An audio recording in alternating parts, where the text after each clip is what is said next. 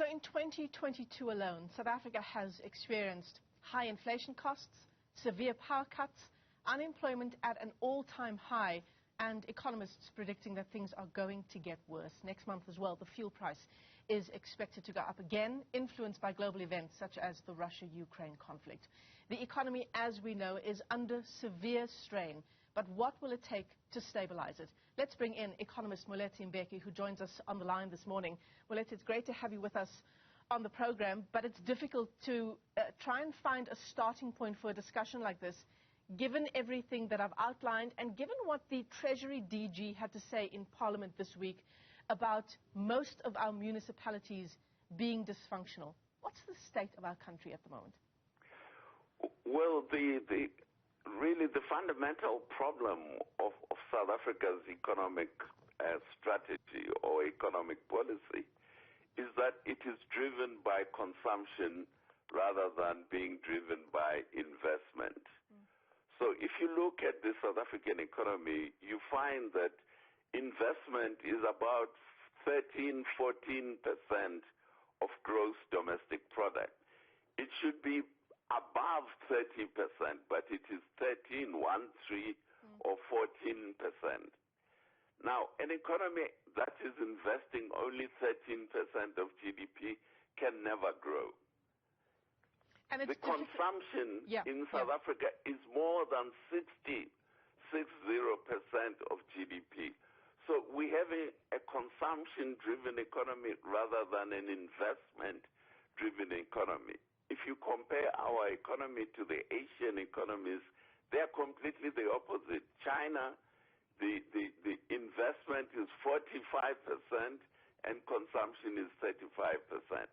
So that is the fundamental problem of the structure of the South African economy, is that it is a consumption-driven economy, and it does not invest. And when you don't invest, you don't create jobs.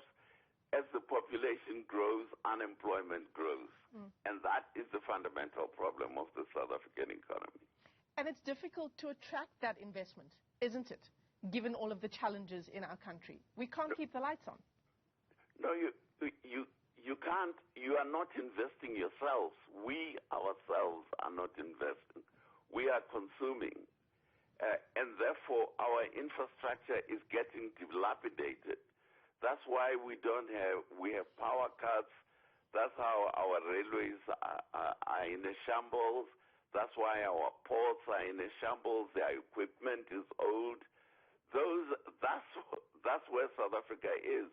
So to reverse that, you have to have an investment-driven economic policy, which means, for example, our public service, our civil service, nearly 15% of our gross domestic product goes to the salaries of the civil service.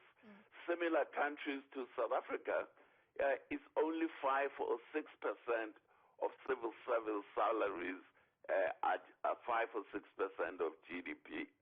So the South African government's policies are totally wrong. They are driving consumption. They are not driving investment, which is why we have all the troubles that we're in. Yeah. In fact, to the point where, can we still classify ourselves as a developing country when we are in decline in so many sectors? Well, South Africa is sliding down. It was an upper middle income country, but it's sliding down that scale. So, which is why there is all the speculation about South Africa becoming a failed state. So, Moeletsi, where do we go from here? Because we've been talking, I feel, and perhaps it's because we're in the news and we talk about these issues every single day. But where do we go from the situation where we are now? Do you get a sense that government is alive to the position the country is in? They say so, but do their actions tell a different story? No.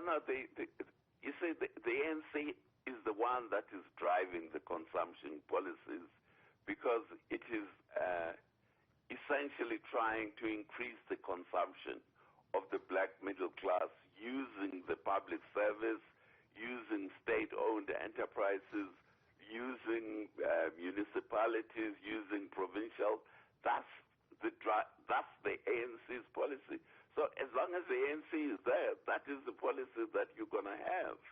So until at the end of the day, either the ANC changes its core policies and stops favoring the black middle class and start favoring investment, or you have another party running the country with a different policy. Moeletsi Mbeki, let's leave it there for now. Thanks for coming on. Economist Moeletsi Mbeki joining us as we continue to track the state of the country's economy.